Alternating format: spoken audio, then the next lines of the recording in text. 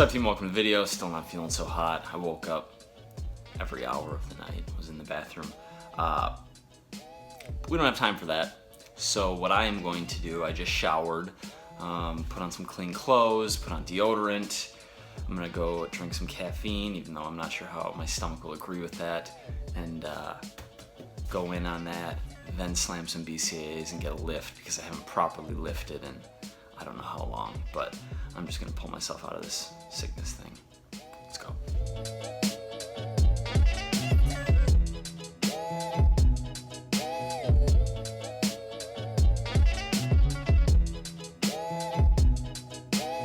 Guys, I like these Spain vibes.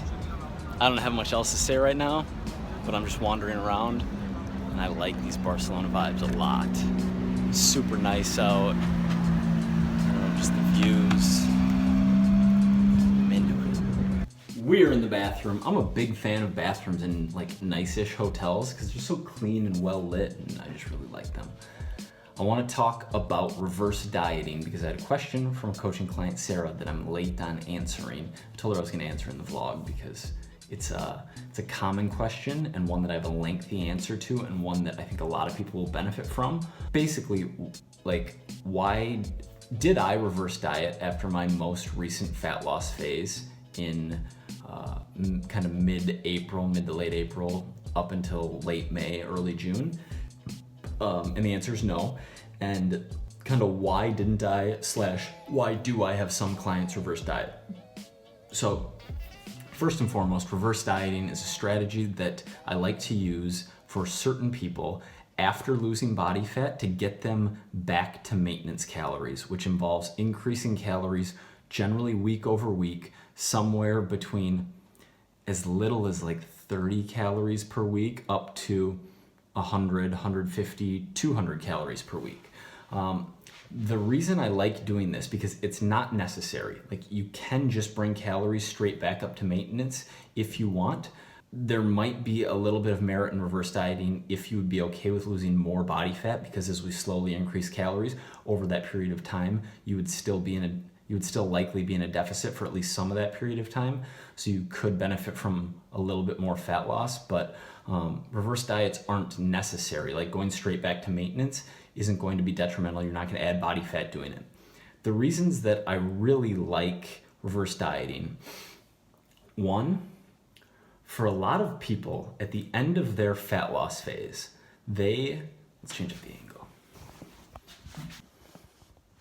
For a lot of people at the end of their fat loss phase, they haven't necessarily had a ton of success with losing weight and keeping it off in the past, okay? And they've likely tried a lot of different methods that have failed to make that happen. Maybe they tried Weight Watchers, maybe they tried the plate method, maybe they tried just simply eating clean, maybe they tried only eating paleo-style foods, and none of those really worked. But tracking, and whether that means loosely tracking calories and paying attention to protein, or tracking all macronutrients, proteins, carbs, fats, and trying to get pretty close on most days, tracking worked. It allowed them to lose that body fat. So the jump back to maintenance, like being straight on protein, carb, fat every single day, and then just going back to, okay, now you can start eating 2,200 calories again.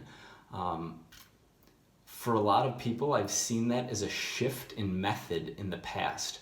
Whereas if we do a 4-week or a 6-week or even an 8-week reverse diet, it seems like a continuation of what works.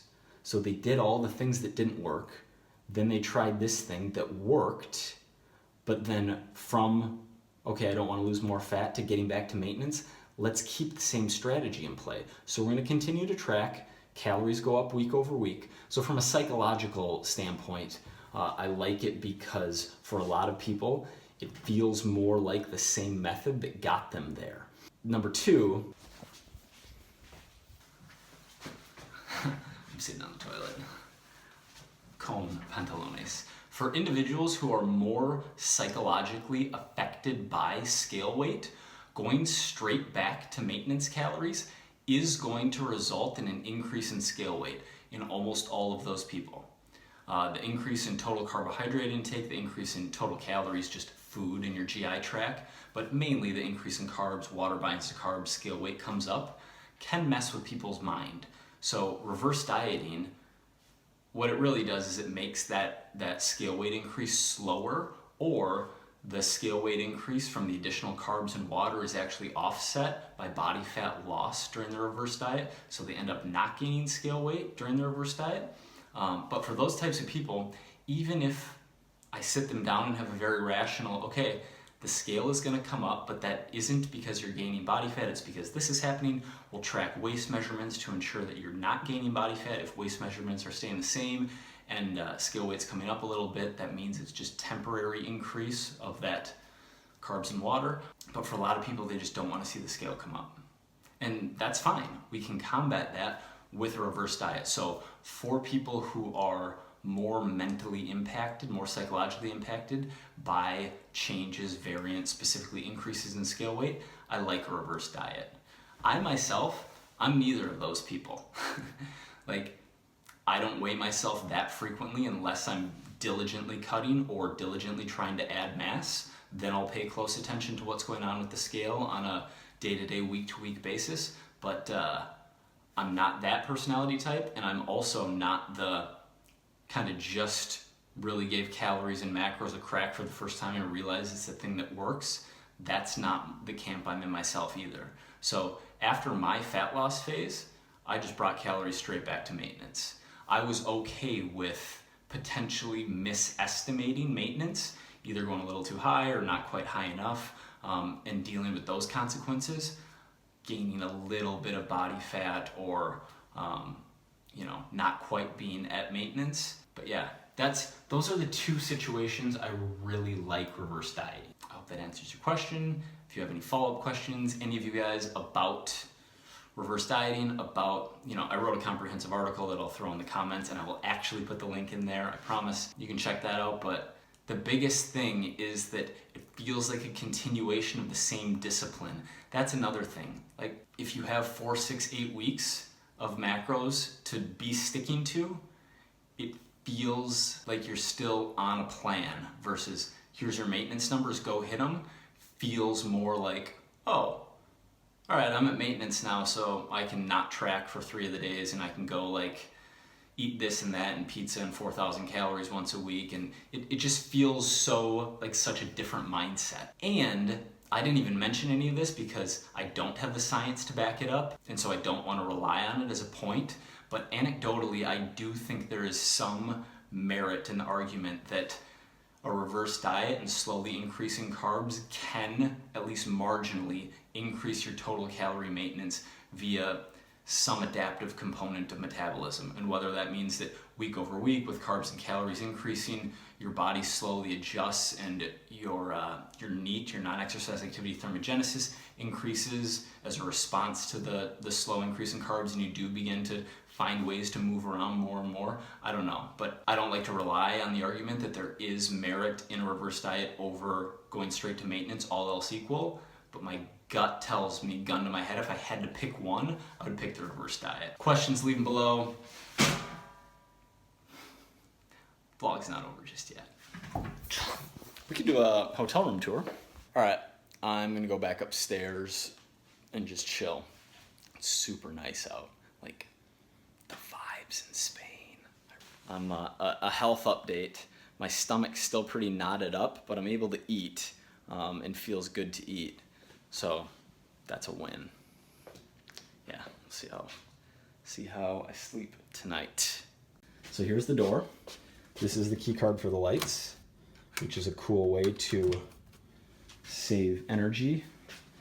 There are my BCAAs and my pre-workout and my lacrosse ball. Don't buy one because we're about to be out of inventory. And I am in Spain. Little workstation-ish area. Here's where they left me a nice note. Happy to have you with us.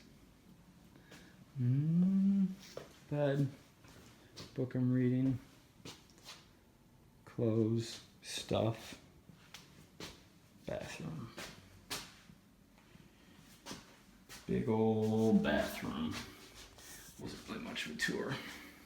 All right, guys, a little update back here. Just ate a whole bunch of delicious food. Ben and I are just chilling, chatted with this dude Nick for a while, who ended up being 50. We thought he was like, I thought he was like my age. He's a teacher in Toronto, teaches math. Dude's jacked, and yeah, just low key hanging out.